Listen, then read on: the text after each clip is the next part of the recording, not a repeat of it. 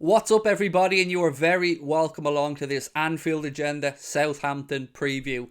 So I'm going to do the usual. I'm going to take you through my score predictions, my predicted 11, and give you my reasoning as to why I've gone with the 11 I have. But before I do that, I've got to ask you guys a couple of things as always. Do drop a like on the video for me, and if you haven't yet subscribed to the channel, please do hit that subscribe button. So as I record this, and it's Sunday evening as I'm sitting down recording this, we know that Manchester City have drawn against West Ham 2-2 earlier on today. And what does that do for us in the grand scheme of things? Well, I guess the first thing that popped into my head was it pretty much removes needing to chase down the goal difference. The only way the goal difference will become a factor is if we beat Southampton and then City lost at home to Villa in the last day of the season and we drew at home to Wolves. And I think the likelihood of City losing and us drawing at home to Wolves, pretty slim. So I wouldn't go chasing the goal difference against Southampton. I'd just go there and look for the win and if see what happens naturally. So then I started thinking about the players and the amount of minutes that they've played and who should come in for this game and who deserves a spot and how much emphasis do I put on the Champions League in a couple of weeks' time. And obviously we've got next Sunday, the final day of the season, we've got to keep that in mind as well.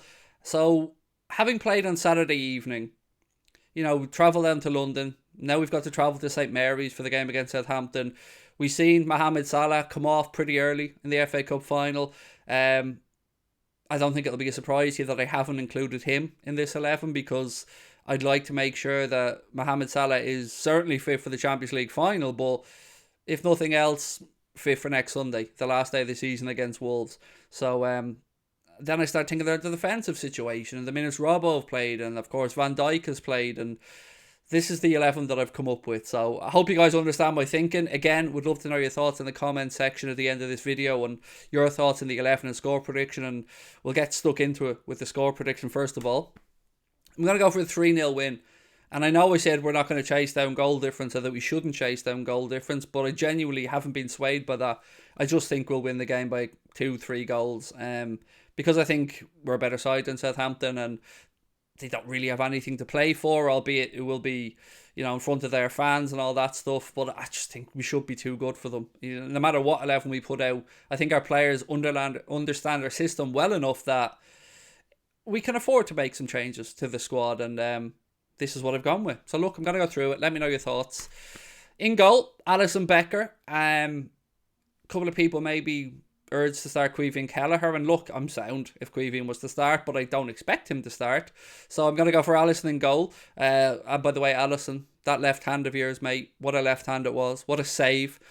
And I said this during the stream tonight actually as well, and I only noticed it when I watched it back. I don't know if you guys noticed it as well. So when Alisson saved the Mason Mount penalty, very strong left hand in it, but if you notice, the ball spun back then, and thankfully Alisson was there to casually just grab it because that ball was heading back into the net. And how much of a sickener would that have been if that ball had have rebounded back in? Now I know in normal time that definitely would have stood, but I think in a penalty shootout, because it's the same one strike of the ball, that if that had have trickled back into the net, imagine Ali's there celebrating, we're all celebrating, and that ball rolls back into the net. So Alisson, God bless your awareness and God bless that left hand of yours, mate. Centre backs. Anyway, went on a little tangent there. To go back to centre backs, I want to rest Van Dijk. He came off exhausted, and it was exhaustion, thankfully. And I say thankfully because I'm just glad it wasn't an injury.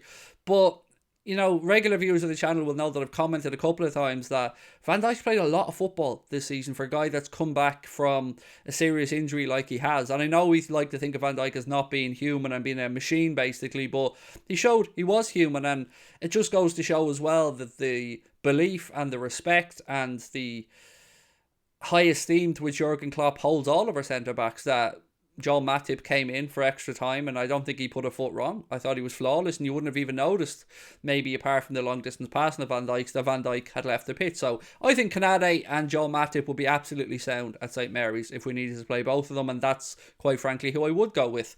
Fullbacks, I have made one change. Again, Costas to start at left back. For a couple of reasons. One, I think he's in good form. He'll be on a high, having scored the winning penalty, and what a great penalty that was from Costas Tsimikas.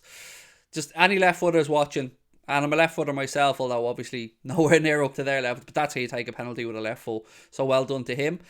Trent, got to play him. You could put Joe Gomez in there, and I'd have no arguments with it whatsoever. And if the gaffer does go with Joe Gomez, I think Joe Gomez will do a fine job, as he has done when he's deputised for Trent this season. So maybe I've been a little bit too ballsy with Trent, but I'm sticking with it. So Trent to me on the right and Costas on the left. But again, if the gaffer wants to shake it up, no issues there. Into midfield. Now, what have I done here? Well, obviously, we know we haven't got Fabinho for this game, and all the focus should be and will be on making sure that Fabinho is potentially available for that Champions League final against Real Madrid. So with that in mind, this is what I've gone with in midfield. Jordan Henderson to come back in and anchor the six. I considered putting Jimmy Milner in there. And again, if Kloppo does go with Milner in the six, Jimmy Milner will come in and do an outstanding job. But I'm going with Hendo. I like to think I watched his dancing in the dressing room afterwards, and he seemed to still have a bit of energy left. So hopefully the captain recovers and we get him to start in the six. I wouldn't put Thiago in for this game personally, not because I don't rate Thiago. You know how much I rate Thiago, but again, I think aim for him for next Sunday. You know, you don't want to rest him up to the Champions League final because you want him to stay in somewhat of a rhythm. So I think, put him in the bench for this one, hopefully not have to bring him on and use him, and then rest him up, play him against Wolves on the Sunday, and then, of course, keep him ready for the Champions League final. So Curtis Jones to come in for me, either on the left or the right, don't mind which side, most likely the left. He seems to be a bit more natural cutting in from that side. So, and then Naby Keita as well in midfield. I thought Naby did well at Wembley. Wasn't the best game he's ever had, but certainly not the worst game he's ever had. And again, I'd like to see him kept in a match rhythm just in case we can't get Fabinho fit for the Champions League final. Because if Fabinho is ready for the Champions League final, I would fully suspect Klopp will go Fabinho, Henderson, Thiago. So with that in mind, keep Naby Keita in a rhythm just in case he is required for that massive game in Paris. And up top, as I said at the very start of the video, it's not going to be a surprise here that I don't have Mohamed Salah in this 11. It is purely just down to making sure he's fit. This game is obviously one that Mohamed Salah, the Champions League final, is obviously one that Mohamed Salah will be dreaming about, will be focused about. He's spoken about wanting revenge. He's spoken about unfinished business. And I think, we need to make sure that we have him as primed and ready as possible for the final. He hasn't had much of a rest, nor, of course, has Sadio Mane, who's been absolutely phenomenal since he's come back from the AFCON. Looks brilliant with the centre, but I'd give him a run out on the right-hand side for this one, Sadio. It was his position when he first came in, obviously from Southampton to Liverpool. When we signed Mohamed Salah, he shifted across to the left-hand side. But I think put Mane out on the right-hand side and say Bobby to the centre. Again, it could be Jota. I just think give Diogo Jota a chance to rest up a bit. I know he didn't play the whole game. He only came on as a substitute, but it could be Bobby's swan song. Maybe I'm running away with emotion here because Bobby wasn't great when he came on for the few bits. He did score his penalty, which is important, but he wasn't great, I didn't think, in his little brief cameo before we went to penalties in an extra time. But I'd still give him a run out here with Diogo Jota on the bench if needed. Of course, there is also the option of maybe putting Divock Origi through the centre as a bit of a swan song for him, and it was lovely to see them singing the Origi song in the dressing rooms at Wembley and Divock coming in and having a little dance. In fact, all the content after the game inside the dressing room at Wembley was brilliant. It was lovely to see the lads letting loose and enjoying themselves and having a bit of fun and some reward for an outstanding achievement to win the domestic cup double. So again, I'd go with Bobby, but if somebody wants to go with Jota, I've got no argument with that whatsoever. I just think unnecessary to risk Jota, who might have a big part to play in the Champions League final.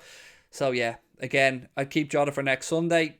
If we need him then to come in and do some minutes next Sunday, keep him in a rhythm then ahead of the Champions League final. So yeah, that's pretty much it for me with my predicted 11 and my score prediction. But I also want to know one thing from you guys. Do you think that Manchester City, with the pressure that's on their shoulders now, may drop points?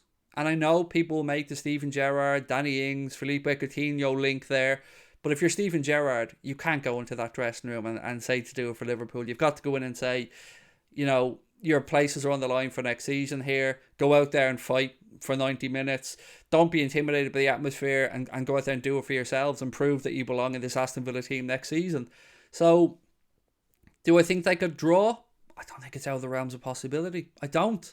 It's unlikely. I wouldn't put money on it. Manchester City are still very much the favourites for me, but I think if Liverpool do the job against Southampton and it comes down to the last day of the season, who knows? Who knows what the football gods have in store for us?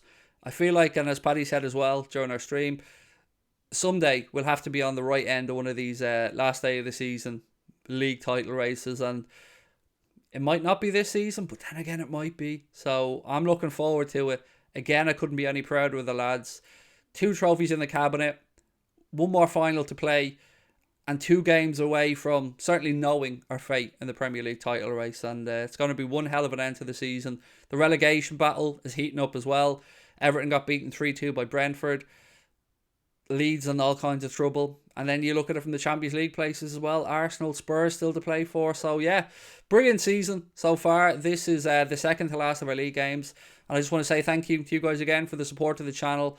Give me your 11s in the comment section. Drop a like on the video. All the usual stuff. And you should be watching this, I would say, on Monday morning/afternoon. So if you are, don't forget tonight will be on YouTube, and I say tonight being Monday. Myself, Paddy and Chris with the Cop the Week show at 8:45, and we'll build up to the game against Southampton then, of course, coming up on Tuesday, which as well will be here on the Anfield Agenda YouTube channel for a watch along. Thank you guys for tuning in. I will talk to you soon. Take care and lots of love. Up the Reds.